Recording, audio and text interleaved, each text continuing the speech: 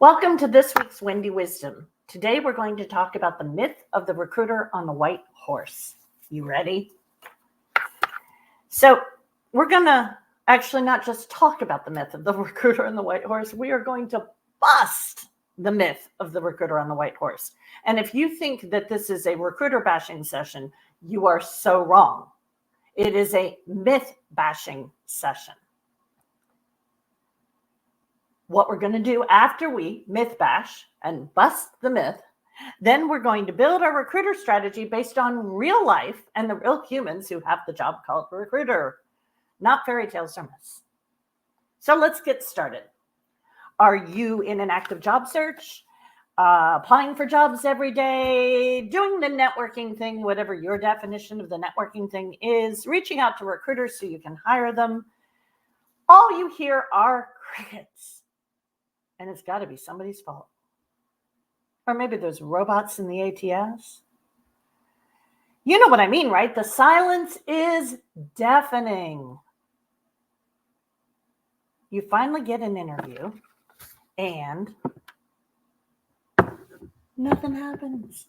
You call it ghosting, except it's not Halloween and you're probably wrong. Or maybe you actually get rejected. So maybe this is you, and if this is you, say me in the comments or drop it in a DM if you don't want to talk about it in public. You're running out of cash. You need a job, as my husband would say, yesterday. You are struggling to get interviews, and when you finally get them, you never make it to the next round. Or maybe you're one of those who keeps making it to the final round, but no offers, always the bridesmaid, never the bride. The good news is just because you can't hire a recruiter doesn't mean they can't help. There are a few simple things you can do to build healthy relationships with recruiters that are mutually beneficial. How great is that? I mean, sounds pretty better than the current, pretty better. It sounds way better than the current situation. The bad news is you can't hire a recruiter. Just had somebody reach out to me yesterday asking if I was currently recruiting so he could hire me. You can't hire a recruiter. That's a myth. But you aren't going to get a job without one. So you need to know how to help recruiters help you. You need to be able to stand out in a highly competitive market. All this job search stress is taking a toll. It's taking a toll on your health. It's taking a toll on your family. And by the way, when I say family, you know what? If you don't have family living with you, there is someone in your family who is really worried about your job search, because I have family members like that contact me every single day, worried about their adult sons and daughters, worried about their husbands and wives, worried about their siblings. In the last 4 days, I've had every one of those categories come to me. So beyond your family, this job search stress is taking its toll on your happiness. Yeah, you're allowed to be happy, you know, and the job search stress is taking a toll on your career path. So it's actually having an effect for years to come. Now, this is all because you're believing in fairy tales. Now, let me ask you a question. Do you believe in Santa? Do you believe in Prince Charming? Time to stop believing in the myth of the recruiter on the white horse. Now, what if you actually started working your job search believing in fact and not fiction, and you actually got a job? What will getting that job offer mean for you, for your family, for your bank account, for your health? So let's get clear on why you might want to listen to me about recruiters. Okay, so I'm not a recruiter right now. The reason you may want to listen to me, or I won't say should, I'll just say you may want to listen to me about recruiters, is because I've hired thousands of people in my career. As a hiring executive, a hiring manager, a talent strategist, and I'll tell you what that means in a minute, and an executive recruiter in Fortune 100 companies, in venture-backed tech startups, in huge nonprofits, and teeny tiny small ones. But I've also trained dozens of recruiters, both in tech and in sales, marketing, and finance. And I've designed the talent strategy. That's who do we need right now? Who do we have on our team? Who do we need right now to get us to the next threshold? In venture-backed tech startups, that's like to get to the next funding round. I designed the interview processes. I taught the hiring managers and what I like to think of as baby recruiters, that very first recruiting job person. And some of those people that I trained are heads of recruiting at amazing companies today. My babies are all grown up and they are amazing. And then there's the interview scoring rubrics and the process for making decisions and all of those things. And by the way, those scoring rubrics were something that was based on humans as opposed to making decisions solely based on numbers. And when I taught those hiring managers and those early career recruiters how to conduct interviews, that drove great hires. That made the process better for the candidates and made the process better for the company because it was more efficient and the right people were hired and the company achieved its goals.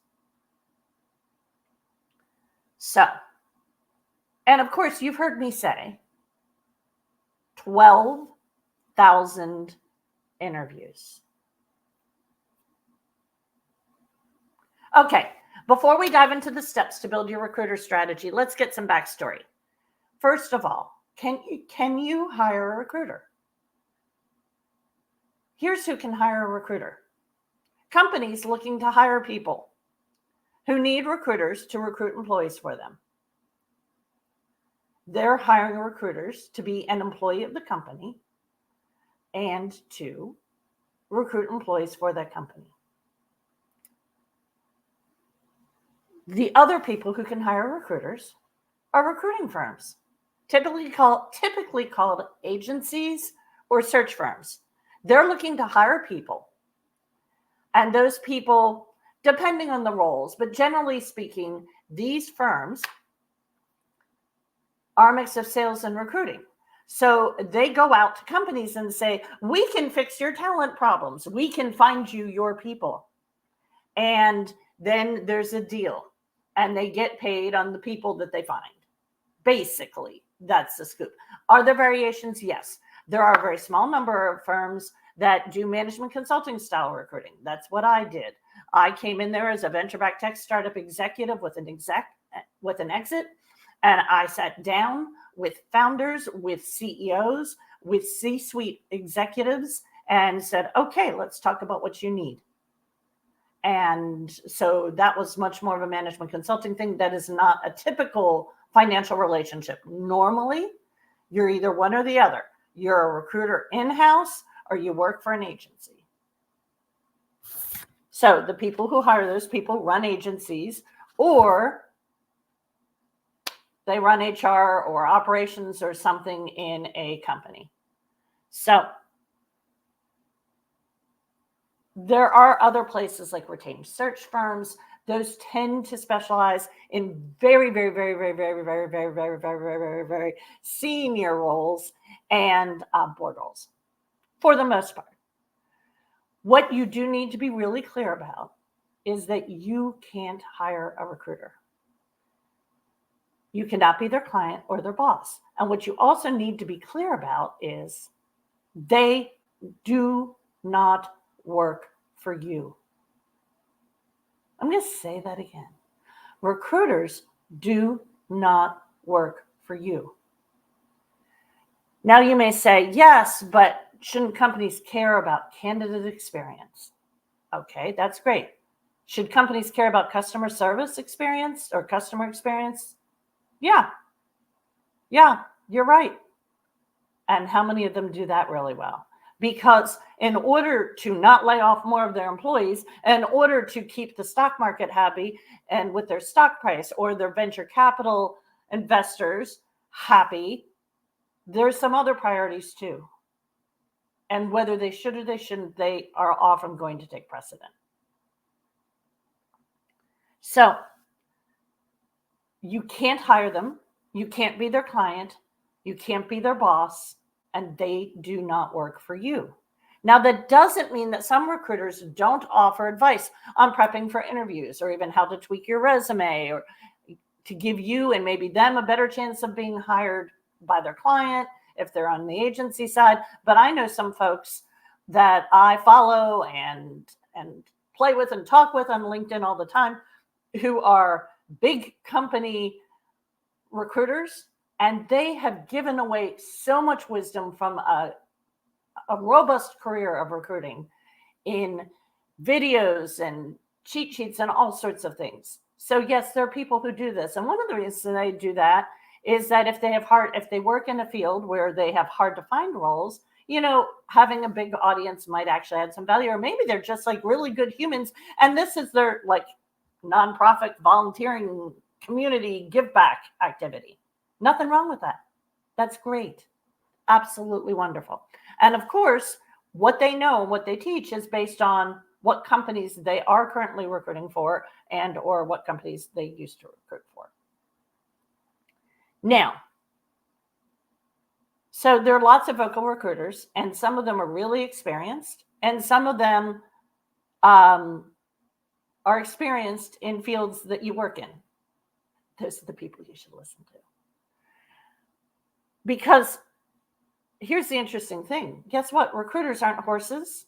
Well, horses are pretty sensitive beings, so let's not use that analogy. Recruiters are not robots. Recruiters are human beings. And every one of them is different. And they all have different preferences for resumes, for open to work banners, for whether LinkedIn versus resumes matter, for how they use the software tools that their company uses to keep track of the recruiting process. By the way, that was an ATS I just described. Notice what I said. Tool the company uses to keep track of the recruiting process. It's just like Salesforce. It's a CRM. Let's measure where we are in this project. Let's measure what our outcomes are. Let's keep track of all the calls with the customer, that kind of thing.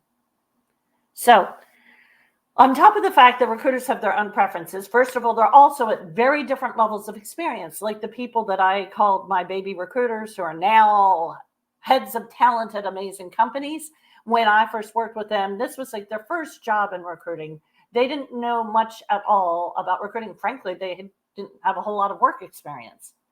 And then there are people, I've got a couple of folks I know who've been in the business for years. These are OGs of OGs. They are amazing.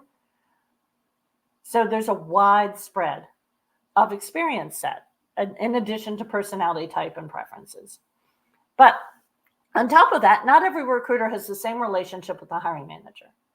So there are recruiters who the hiring managers really respect and rely on and kind of let the recruiter be the smart person in the room about talent strategy. And this is how we're going to go after the right person for your role. And this is how we're going to describe the job description and the job posting. And this is how we're going to run the interview process. And this is how we're going to handle negotiation and offers. Everything from the complete opposite. And sometimes that hiring manager knows about this much, my pinky, I have a really small hand too, about what they should know about in order to hire. They know their area of expertise. They really don't know. So the relationships between recruiters and hiring managers vary wildly. That means that the recruiters sometimes have a fair amount of persuasive or influence power and sometimes have absolutely none. And that's just describing in-house. We're not even talking about the folks who work at agencies, and all of that is really different. And even in my rare experience where it was management consulting style recruiting, my relationships with my clients varied wildly too. Some of them said, she's an OG at hiring. We are paying for her wisdom. She guides us in this process. And some of them are like, babe, do this. Just everything from there. Okay. So there are also a ton of recruiting world titles, like recruiting coordinators. They're typically the people who are doing things like keeping track of stuff and reaching out to schedule interviews. Then there's sourcers. Sourcers are really common in the tech world because those are the people that are super hard to find. In a lot of cases, even right now, though a little less so. And they're going on LinkedIn. I taught sourcers how to do searches on LinkedIn. They may even be doing Boolean searches. They're going on GitHub, other places. This is a common role in venture-backed tech startup recruiting because here's the deal with those companies. A, they don't have the budget to post all their jobs on expensive sites like LinkedIn and the companies we will not name that advertise on TV all the time. And they also don't have brand name recognition in most cases, unless they're unicorns. So people aren't showing up at the careers page. So those are the recruiters that have to do more going out and finding the talent. Then, of course, there's executive recruiters. We fill VP, head of C-suite roles, and that whole process is completely different. And when I reached out to executives, they wanted to talk to me because A, they knew what it was like to be in their seat because I'd been one of them.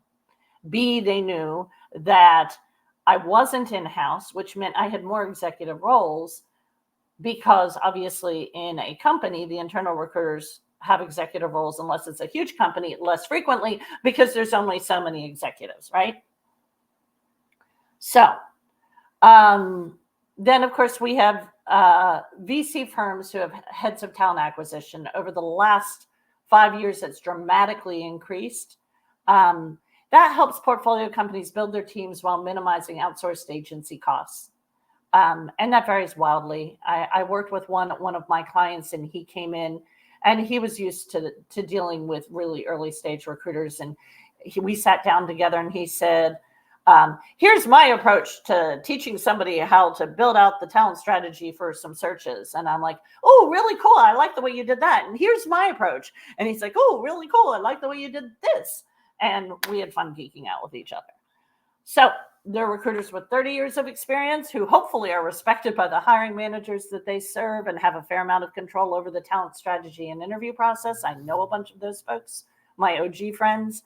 And then they're the ones with 1 year of experience who hopefully are being trained, managed, mentored by experienced recruiters, hopefully, as opposed to either HR people who don't know recruiting or hiring managers who don't really have a ton of experience recruiting. So let's get down to business. I'm going to give you some steps to follow to make sure you build mutually beneficial relationships with recruiters. If you understand their jobs better, you'll have a better understanding of how to help them do their jobs. And that can only help you. So, first of all, I'm going to say, if a recruiter reaches out to you and you are not interested in the job,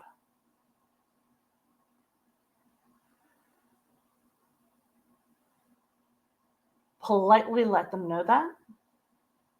And if you know anyone who is open to work, regardless of whether they have the label, who is actually looking for their next job, who would be interested in the role, make the introduction. That helps them. Step 2, when you are job hunting, help them help you.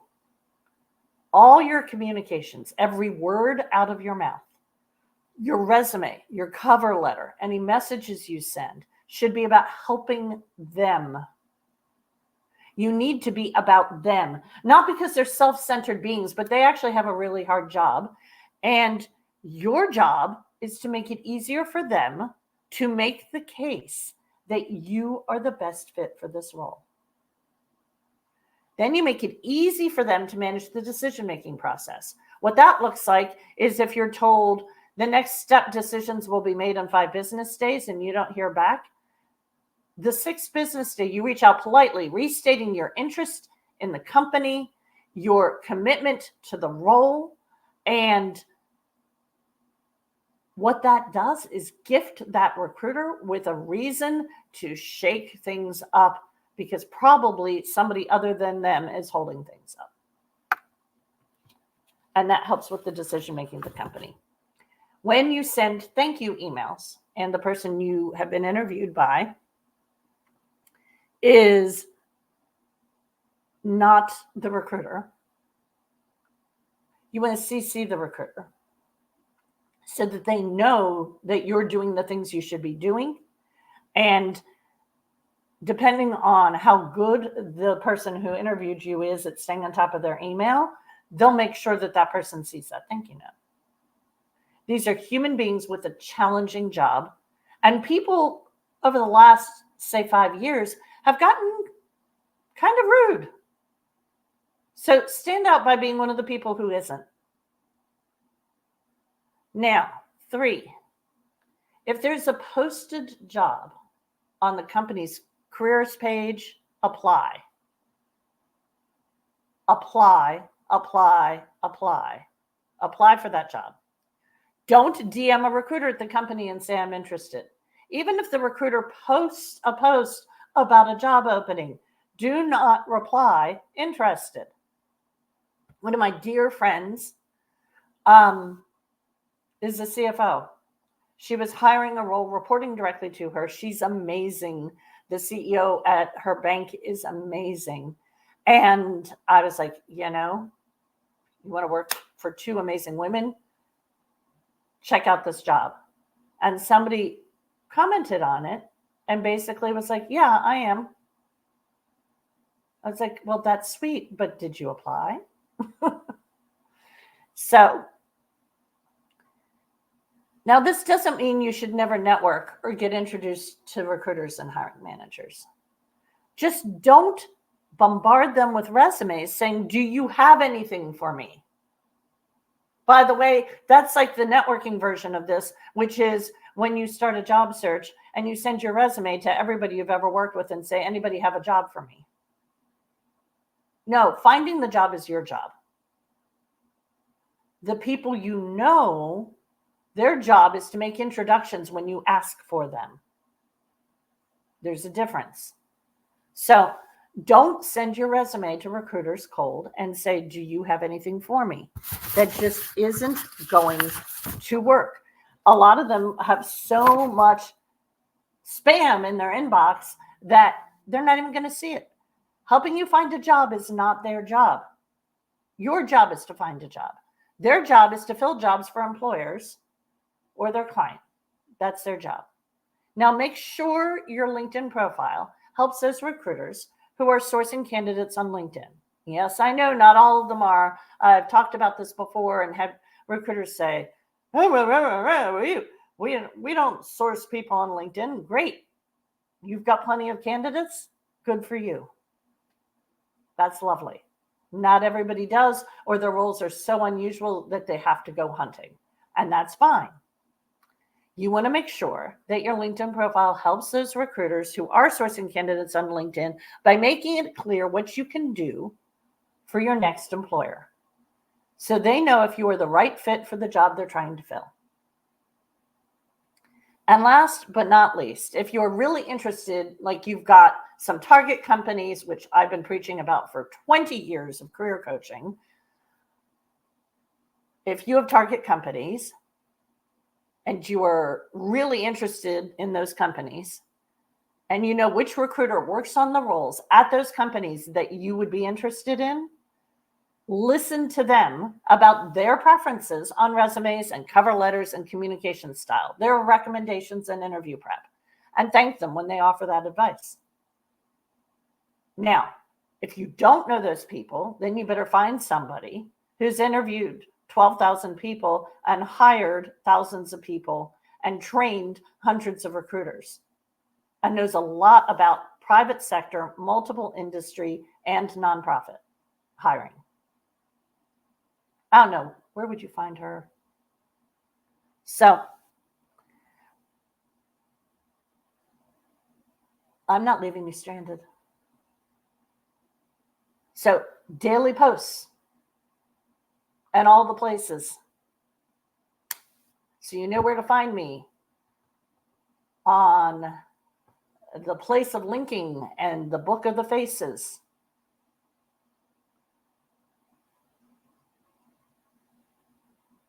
You can help me by sharing content you think is valuable with people you know who are job searching. You can help me by emojiing and commenting. The first part is the most important. If you know someone who's job hunting and you read something or listen to one of my videos and you're like, oh my God, I need to share that with my friend. I need to share that with my sister. I need to share that with my husband. Do it. If you'd like a cheat sheet for your recruiter strategy, DM me if you want to be private about it and keep it on the down low. Or drop a comment and say, white horse, and I will get you your white horse cheat sheet. And if you need help actually figuring out what you want to do next, how you update your resume and LinkedIn profile for what's next in your career, how you approach applications in this crazy world we live in, how you rock your interviews, how you negotiate, and what do you do about those 35-page documents they make you sign. You know where to find me. Have an absolutely wonderful rest of your day. And it's Thursday, so I'll go ahead and say it a day early. This weekend, your career assignment, your career homework is do something fun, do something you love with the people you love. It's the best career advice I have for you. See you next time.